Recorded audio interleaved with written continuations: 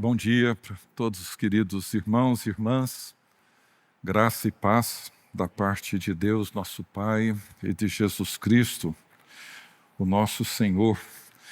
É um privilégio estar aqui e ocupar o púlpito dessa igreja. Agradeço o reverendo Gustavo e outros que eu já tenho convivido já há algum tempo, mas é a primeira vez que eu visito aqui a igreja, participo de um culto. Comentava no primeiro culto que nos anos 80 eu passei por aqui com um grande amigo meu lá de Brasília, o Rogério Ribeiro, cujo pai era o pastor Zaqueu Ribeiro, pastor da igreja presbiteriana da Tijuca, no Rio, e ele ia visitar o tio dele, que era pastor aqui, e eu esqueci hoje de manhã o nome dele, mas me lembrei que era o reverendo Pércio. Pensei que o reverendo Pércio era irmão do Zaqueu Ribeiro, não é cunhado dele, então consegui amarrar toda essa história hoje de manhã. Então foi a minha passagem por aqui no gabinete pastoral durante a semana, foi a minha primeira visita aqui a essa igreja e sempre passei aqui pela avenida e sempre vi aqui a igreja. Hoje é uma alegria estar aqui com os irmãos. Uma alegria mesmo. Muito obrigado pelo convite, muito obrigado por essa oportunidade de cultuar com vocês nessa manhã. Queria convidá-los a abrirem comigo as suas Bíblias na carta de Paulo aos Filipenses, no capítulo 3. Carta de Paulo aos discípulos de Jesus na cidade de Filipos, no capítulo 3, e eu quero ler com vocês a partir do verso 2 até o verso 17. Diz assim a palavra do Senhor: Acautelai-vos dos cães, acautelai-vos dos maus obreiros, acautelai-vos da falsa circuncisão, porque nós é que somos a circuncisão, nós que adoramos a Deus no Espírito e nos gloriamos em Cristo Jesus e não confiamos na carne. Bem que eu poderia confiar também na carne. Se qualquer outro pensa que pode confiar na carne, eu ainda mais. Circuncidada ao 8º dia, da linhagem de Israel, da tribo de Benjamim, hebreu de hebreus, quanto à lei, fariseu, quanto ao zelo, perseguidor da igreja, quanto à justiça que há na lei, irrepreensível. Mas o que para mim era lucro, isso considerei perda por causa de Cristo. Sim, deveras considero tudo como perda por causa da sublimidade do conhecimento de Cristo Jesus, meu Senhor, por amor do qual perdi todas as coisas e as considero como refúgio para ganhar a Cristo e ser achado nele, não tendo justiça própria que procede da lei, senão a que é mediante a fé em Cristo, a justiça que procede de Deus, baseada na fé, para o conhecer e o poder da sua ressurreição e a comunhão dos seus sofrimentos, conformando-me com ele na sua morte, para de algum modo alcançar a ressurreição dentre os mortos. Não que eu já tenha obtido que eu tenha já recebido ou tenha já obtido a perfeição, mas prossigo para conquistar aquilo para o que também fui conquistado por Cristo Jesus. Irmãos, quanto a mim, não julgo havê-lo alcançado, mas uma coisa faço, esquecendo-me das coisas que para trás ficam e avançando para as que diante de mim estão, prossigo para o alvo, para o prêmio da soberana vocação de Deus em Cristo Jesus. Todos, pois, que somos perfeitos, tenhamos esse sentimento, e se porventura pensais de outro modo, também isto Deus vos esclarecerá. Todavia, andemos de acordo com o que já alcançamos. Irmãos, sede imitadores meus, e observai os que andam segundo o modelo que tendes em nós. Palavra do Senhor. A carta de Paulo aos Filipenses é para mim, uma das cartas mais pessoais do apóstolo Paulo. Se você deseja conhecer esse apóstolo, esse grande servo de Deus, conhecer o coração de Paulo, leia essa carta, não uma ou duas vezes. Leia essa carta algumas vezes, pausadamente, saboreando cada palavra, porque essa leitura, essa carta irá te levar a conhecer e a compreender o coração desse apóstolo de Jesus Cristo. É nessa carta que nós encontramos algumas das afirmações, das sentenças mais preciosas, mais queridas e de uma importância enorme para a vida de todos nós. Por exemplo, no capítulo 1, no versículo 6, Paulo diz: estou plenamente certo de que aquele que começou a boa obra em vós há de completá-la até o dia de Cristo Jesus. Ainda no 1º capítulo, no verso 21, Paulo diz: porque para mim o viver é Cristo e o morrer é lucro, e ele segue dizendo: eu prefiro morrer e estar com Cristo, o que é incomparavelmente melhor. É nessa carta que ele diz, no capítulo 2, dos versos 5 a 11, ele começa dizendo: tende em vós o mesmo sentimento que houve também em Cristo Jesus, e segue com aquele hino que descreve de uma maneira magnífica a natureza da vida e da pessoa de Jesus Cristo. No capítulo 4, verso 4, Paulo diz: alegrai-vos no Senhor. Outra vez digo: alegrai-vos sempre no Senhor. Logo depois, no verso 6, ele diz: e não andeis ansiosos de coisa alguma, em tudo, porém, sejam conhecidas diante de Deus as vossas petições pela oração, pela súplica e com ações de graça. E a paz de Deus, que excede todo entendimento, guardará os vossos corações e as vossas mentes em Cristo Jesus. No verso 11, ele diz: aprendi a viver contente em toda e qualquer situação, tanto na fartura como na escassez. E ele segue dizendo no verso 13: tudo posso naquele que me fortalece. E ele termina essa carta dizendo: recebi tudo e tenho em abundância.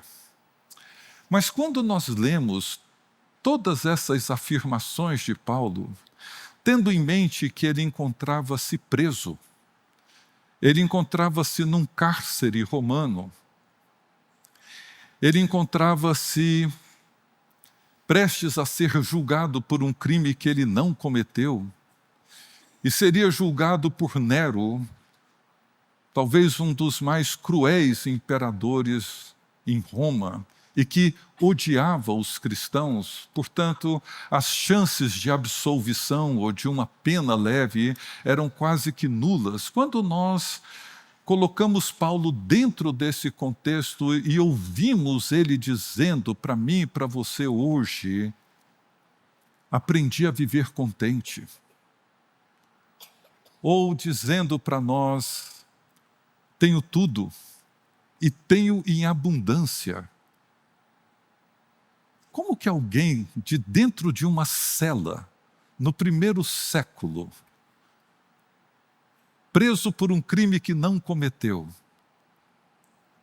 não tendo absolutamente nada, dependendo de amigos para levarem uma roupa de frio, um cobertor, alguma coisa assim, porque o Império Romano não fornecia, e dizer de dentro daquela cela: tenho tudo e tenho em abundância?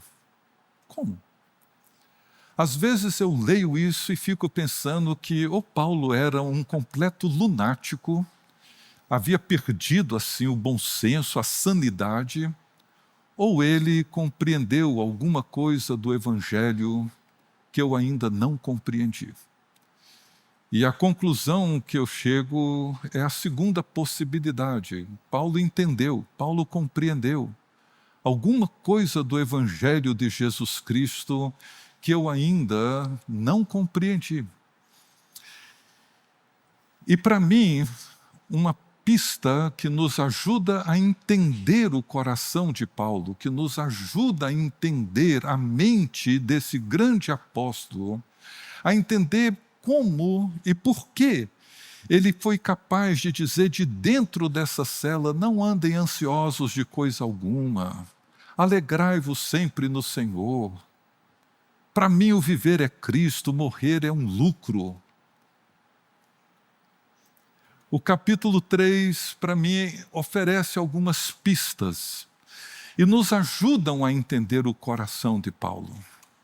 Nos ajudam a entender o que ele compreendeu e que talvez nós demoramos tanto para compreender. Nesse capítulo, um fato que me chama a atenção, talvez o primeiro ponto que me chama a atenção nessa pista, é o sentido que Paulo dá à sua experiência de conversão. Uma conversão que eu chamaria centrada em Cristo e não nele mesmo.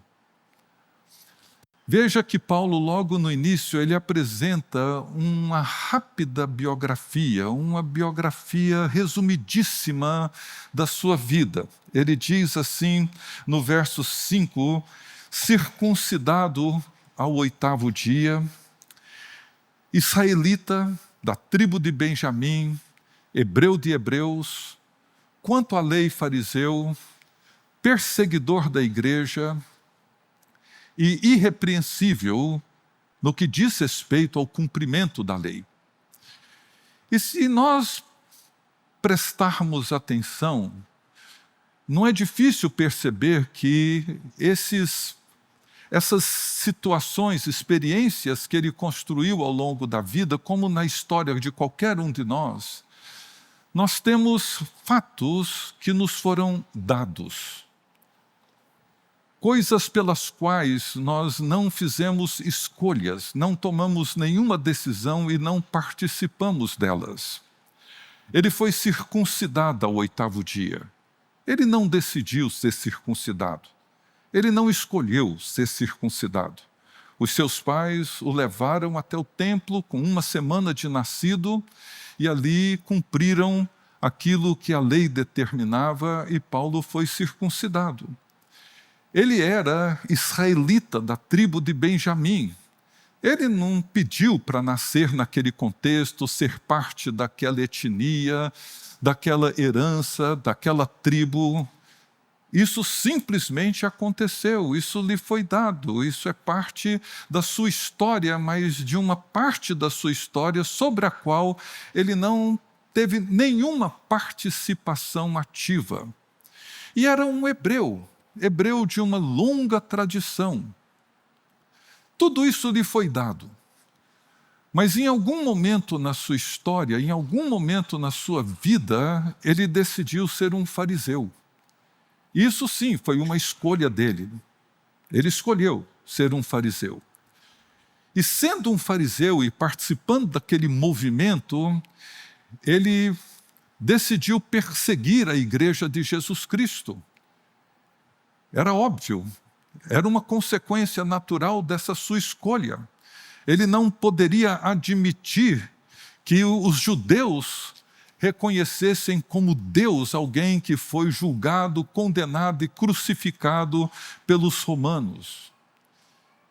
E como um bom fariseu, ele tornou-se irrepreensível no cumprimento da lei. Então nós temos aqui situações onde algumas experiências lhe foram dadas e outras foram conquistadas. Escolhas que ele fez, decisões que ele tomou. O que me chama a atenção é que muitas vezes, não só naquela época, mas talvez sobretudo hoje, nós temos uma tendência de nos rebelar contra aquilo que nos foi dado. E somos um pouco complacentes com as escolhas que fizemos. As pessoas se revoltam com as suas origens, por exemplo, talvez por terem nascido num lar disfuncional, talvez por terem nascido num ambiente de muita escassez e de muita dificuldade econômica, talvez por terem sofrido violências e abusos na sua infância, situações sobre as quais não têm controle. Não foram escolhas que fizeram, situações que simplesmente aconteceram. Talvez não tiveram a chance de estudarem ou de se desenvolverem em alguma área, não foram devidamente valorizadas. Enfim, são situações que nos foram dadas, sobre as quais nós temos que refletir, respondê-las, mas não temos a responsabilidade da escolha delas. Mas, por outro lado, hoje eu encontro muita gente que se revolta com essas condições, com essas situações, como se fosse possível mudá-las, alterá-las. Inclusive, pessoas que se revoltam com a condição com a qual nasceram, com o gênero com o qual nasceram. São condições que nos foram dadas. Contudo, ao longo da vida, nós tomamos decisões e fazemos escolhas, inclusive com aquilo que nos foi dado. E essas escolhas, elas são responsabilidade nossa, minha e sua. São decisões que nós tomamos. Eu posso não ter escolhido o lar que eu nasci e os pais que eu tive, mas eu posso sim escolher como que eu vou responder àquilo que eu sofri ou às influências que eu recebi. Eu posso não ter tido nenhuma participação na decisão do mundo religioso dos meus antepassados, mas eu posso sim, sou responsável pelas decisões que eu tive que tomar na minha vida em relação aos meus valores, à minha fé e tudo mais. E Paulo, o que nós percebemos é que ele não se preocupa com aquilo que lhe foi dado. Aquilo que lhe foi dado estava posto. Mas ele se preocupa sim com as escolhas que ele fez ao longo da vida. E o mais importante, e é o que eu quero que fique bem registrado com vocês, é que as mudanças que Paulo procurou realizar na sua vida não tinham como motivação básica, fundamental, ele mesmo. É comum para mim, para você, tomarmos decisões na vida por causa de nós. Nossa saúde, o nosso futuro, nossa segurança, nossa família, o nosso bem-estar. Muitas decisões que nós tomamos dizem respeito a nós, mas veja como que Paulo muda. E a motivação para a sua mudança, ele diz assim no verso 7, mas o que para mim era lucro, isso eu considerei perda por causa de Jesus Cristo. Sim, deveras considero tudo como perda por causa da sublimidade de Cristo Jesus, o meu Senhor, por amor do qual perdi todas as coisas e as considero como refúgio para ganhar a Cristo. Paulo não mudou para tornar a sua vida melhor da sua própria perspectiva. Ele muda, ele rejeita, ele renuncia por causa de Jesus Cristo, por amor do qual, diante da sublimidade, do conhecimento de Jesus Cristo, eu renunciei tudo aquilo que de alguma forma me impedia de conhecê-lo e de tornar-me cada vez mais semelhante a Ele. Esse é um sentido de uma experiência de conversão centrada na pessoa de Jesus de Nazaré. A conversão de Paulo não tornou a sua vida melhor do ponto de vista econômico, social. Pelo contrário, tornou a vida de Paulo pior, muito pior do ponto de vista social, econômico. Paulo, ele tinha o apoio das autoridades judaicas. Paulo era um fariseu bem relacionado. Paulo tinha uma vida econômica certamente bem estável e, de repente, por causa de Jesus Cristo, por amor a Jesus Cristo, diante da sublimidade do conhecimento de Jesus Cristo, ele renuncia tudo aquilo que o impedia de se tornar mais parecido com Jesus Cristo, e o fez não para tornar a sua vida, do ponto de vista social e econômico, melhor, mas para que ele pudesse participar da vida de Jesus Cristo e ser encontrado nele não como quem tem justiça própria, senão aquela que é mediante a fé em Jesus Cristo. Isso muda tudo. Isso muda absolutamente tudo. Não sou eu, não é o meu futuro, não diz respeito ao meu bem-estar, à minha segurança, ao meu sucesso, à minha realização. Diz respeito a Cristo, diz respeito à vida centrada em Cristo, por amor do qual.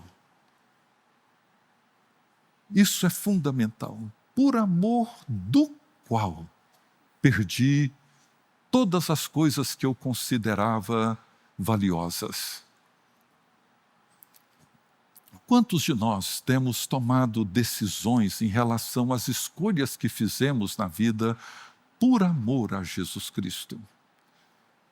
Escolhas que fizemos que podem limitar o avanço da nossa fé e o nosso amadurecimento espiritual, e decidimos romper com elas, renunciá-las, negá-las, rejeitá-las, por amor de Jesus Cristo. Esse é o primeiro ponto, a primeira pista para entender como que alguém nas condições de Paulo pôde dizer: tenho tudo e tenho em abundância, não andem ansiosos, aprendi a viver contente, alegrem-se no Senhor, e por aí vai. Um segundo ponto, uma segunda pista importantíssima dessa vida centrada, dessa identidade centrada em Jesus Cristo.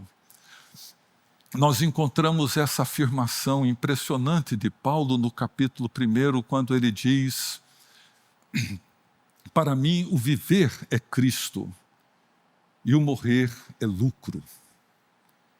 E ele segue dizendo: eu prefiro morrer e estar com Cristo, o que é incomparavelmente melhor. Quem de nós diria alguma coisa dessa maneira, com essa mesma clareza e segurança? É por isso que eu vejo que eu ainda não entendi algumas coisas que Paulo entendeu. E como eu desejo, como eu oro, como eu espero que Deus me ajude a entender. Porque para nós, a morte representa uma ruptura e uma perda. E por isso, claro, ela é tão dolorosa para qualquer um de nós. Porque morrer significa perder.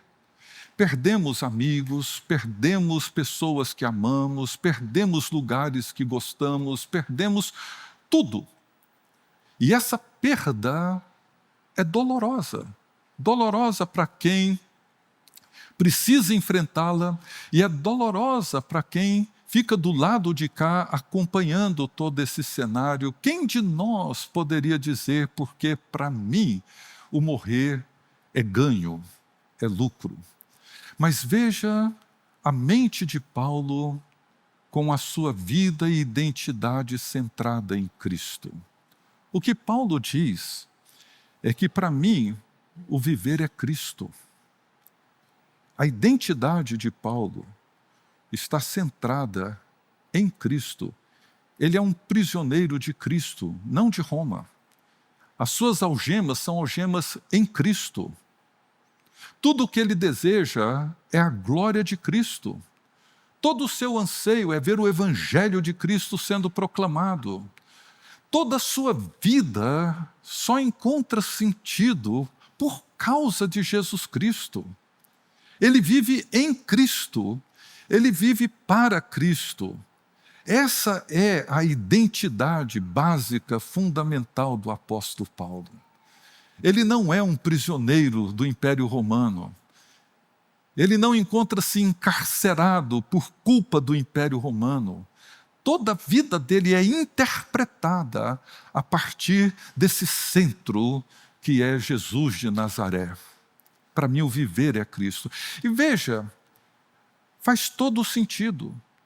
Se para Paulo viver é Cristo, e tudo o que importa a ele é Cristo, e nada além de Cristo, e se morrer é estar plenamente em Cristo, é claro que morrer é incomparavelmente melhor, porque a morte não significa perda, mas ganho. O que eu ganho com a morte? Eu ganho mais, muito mais do que eu já tenho.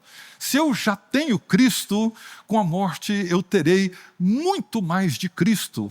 E se tudo o que eu desejo é estar em Cristo, estar com Cristo nessa vida, com a morte eu estarei plenamente com Cristo, portanto a morte é lucro, não é perda. É ganho, não é perda. Eu sempre comento aqui que o papai faleceu em 2020, perto de completar 94 anos, e numa das minhas idas a Goiânia, eu fui visitá-lo já com seus 90 e poucos anos, e lá na casa dele tinha uma moça que trabalhava lá já há muitos anos, e aquela pessoa com uma sabedoria muito prática, muito simples. Uma pessoa sem muito estudo, mas que sabia observar, entender. E a vida de fé dela era relativamente recente, ela tinha se convertido há pouco tempo. E um dia estava só eu e o papai na sala conversando, e ela entra assim, meio abruptamente, ela fazia essas entradas assim. Ela entra na sala, olha para o papai assim e diz: "Seu Daniel, o senhor tem medo de morrer, não tem?" Assim, desse jeito. Pegou o papai assim, meio desprevenido, acho que ninguém nunca tinha perguntado aquilo para ele. O papai gaguejou, ficou meio desconcertado, mas ele se recompôs rapidamente, olhou para ela e disse: "Não, Ana, até que de morrer eu não tenho tanto medo, não. Eu sei que eu vou morrer e sei que não está muito longe o momento da minha partida.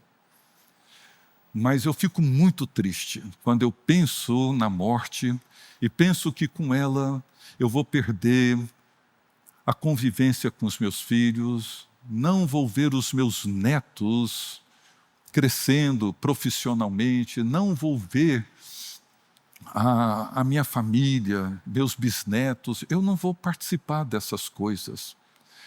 E quando eu vejo que eu não vou ver isso mais, isso me traz uma tristeza enorme." Foi a resposta dele, muito honesta. Mas a Ana olhou para ele e disse: "Seu Daniel, o senhor tem duas maneiras de resolver esse problema. Uma é combinar com todo mundo, para todo mundo morrer na mesma hora, que aí o senhor não vai sofrer. Né? Mas eu duvido que eles vão concordar. Então sobra a segunda. É o senhor aprender a gostar de Jesus, porque é só isso que o senhor vai ter lá, não vai ter mais ninguém lá." Eu olhei assim e falei: meu Deus, essa menina entendeu Paulo como eu ainda não tinha entendido. Ela falou: é melhor o senhor entender, é melhor, se ela fosse usar a linguagem de Paulo, era melhor o senhor viver em Cristo. Se o senhor for capaz de dizer, porque para mim o viver é Cristo, o senhor vai entender que o morrer é ganho, não é perda. Nós temos uma compreensão da morte muito distinta, diferente, pequena, daquela que Paulo tinha em virtude da centralidade da sua vida em Cristo. Isso fez com que Paulo integrasse, por causa de Jesus Cristo, todos os aspectos que envolviam a sua vida, fosse o seu sofrimento, fosse a sua morte, fosse as alegrias e as conquistas e vitórias, tudo na vida dele dizia respeito a Jesus Cristo e não a ele. Por amor de quem? perdi todas as coisas e as considero como refúgio para ganhar a Cristo. E a terceira observação, a terceira pista, terceiro desdobramento dessa identidade, dessa espiritualidade, dessa vida centrada em Cristo, além de uma conversão centrada em Cristo, parece um contrassenso, mas muitas vezes nós temos a sensação de que o ato de conversão é o ato que vai tornar a minha vida melhor do ponto de vista econômico, social, etc, etc. Não é o que acontece normalmente. Pode ser que torne ela muito, mas muito pior do ponto de vista econômico, social. Pode ser que, como no caso de Paulo, de perseguidor, torna-se perseguido. De uma pessoa economicamente bem colocada, uma pessoa economicamente passando por dificuldades. Não sei. Mas a questão não é essa, porque não diz respeito a mim, diz respeito a Cristo. Mas isso integra todas as coisas. E por fim, Paulo no verso 17, ele diz assim: irmãos, sede imitadores meus, e observai os que andam segundo o modelo que tendes em nós. É outra afirmação que para mim é impressionante. Sede meus imitadores. Veja o pronome. É muito mais comum nós, eu, talvez vocês, dizer para as pessoas: imitem a Cristo, não aos homens. Olhem para Jesus, não olhem para os seus líderes. Jesus nunca vai te decepcionar, as pessoas decepcionam. Olhem para Jesus, não olhem para as pessoas. Mas Paulo, ao contrário de todos nós, ele dizia: olhem para mim. Sejam meus imitadores. Por quê? Certamente Paulo não se considerava uma pessoa super especial, hiper consagrada. Ele mesmo afirma que se via como o pior de todos os pecadores. O que fez com que Paulo fizesse uma afirmação dessa grandeza: sejam meus imitadores? Porque ele sabia diante de quem ele se encontrava, em direção a quem ele andava e qual era o destino da sua existência. Ele descreve isso nos versículos anteriores, não que eu já tenha obtido a perfeição, ainda não. Mas prossigo para conquistar aquilo para o qual eu também fui conquistado em Cristo Jesus. É como se Paulo dissesse: Jesus me amou e se entregou por mim, eu quero agora amá-lo e quero me entregar por ele. Eu quero conquistar aquilo para o qual eu fui conquistado em Cristo Jesus. E uma coisa eu faço, esquecendo-me das coisas que para trás ficam e avançando para aquelas que encontram-se diante de mim, eu prossigo para o alvo, para o prêmio da soberana vocação de Deus em Cristo Jesus. Eu prossigo para me tornar cada vez mais semelhante a Jesus Cristo. Portanto, sejam meus imitadores, como eu sou de Cristo. Uma experiência que me marcou muito, há vários anos atrás, numa conversa, numa palestra que o professor James Houston deu aqui perto, em Campinas, isso em 2005, se não me falha a memória. Ele faleceu domingo passado agora, com 103 anos, foi meu professor, meu mentor durante todos esses anos, desde 91, tivemos muitas conversas, muitos encontros, mas nesse encontro aqui ele deu algumas palestras sobre a doutrina da Imago Dei, da imagem de Deus. A primeira, ele discorreu sobre Gênesis, sobre a criação, o fato de termos sido criados à imagem e semelhança de Deus. Na segunda, ele discorreu sobre o sentido desse tema ao longo da história, passando pelo pensamento dos pais da igreja e de tantos outros, até chegar nos nossos dias. E depois, na última, ele entrou no apóstolo Paulo. E nas inúmeras vezes que Paulo faz essa afirmação, sede meus imitadores. Terminada a palestra dele, nós saímos para conversar e eu disse para ele assim, falei, Dr. Wilson, eu nunca disse isso para ninguém. E acho que eu nunca direi para ninguém, sejam meus imitadores, como eu sou de Cristo. Eu não teria condições de dizer isso para minha família, para os meus filhos. Não teria. Paulo, sim, com o currículo dele, com a biografia dele, com a consagração dele, com as experiências que ele teve, ele tinha autoridade para falar isso. Mas eu, dizer para alguém, seja meu imitador como eu sou de Cristo, eu não tenho condições. E ele olhou para mim, como ele sempre olhava, um olhar assim muito terno, mas que penetrava. Ele disse assim para mim, se você não imita Cristo, a quem é então que você imita? Porque se você não imita Cristo, você é um idólatra. E me deixou. E eu fiquei com aquilo, mastigando aquilo. Voltamos a conversar. E ele me lembrou do Salmo 115, que diz que aqueles que adoram ídolos tornam-se semelhantes aos ídolos que adoram. Por quê? Porque nós somos sempre um reflexo daquilo que amamos. Em outras palavras, nós refletimos aquilo que nós adoramos. Essa é uma expressão que Agostinho usou bastante. Nós refletimos aquilo que nós adoramos. Se você adora, ama o poder, o status, o dinheiro, seja lá o que for, nós vamos nos tornando cada vez mais parecidos com aquilo que nós amamos. Agostinho dizia que se você quer conhecer uma pessoa, não pergunte a ela o que ela faz, pergunte a ela o que ela mais ama.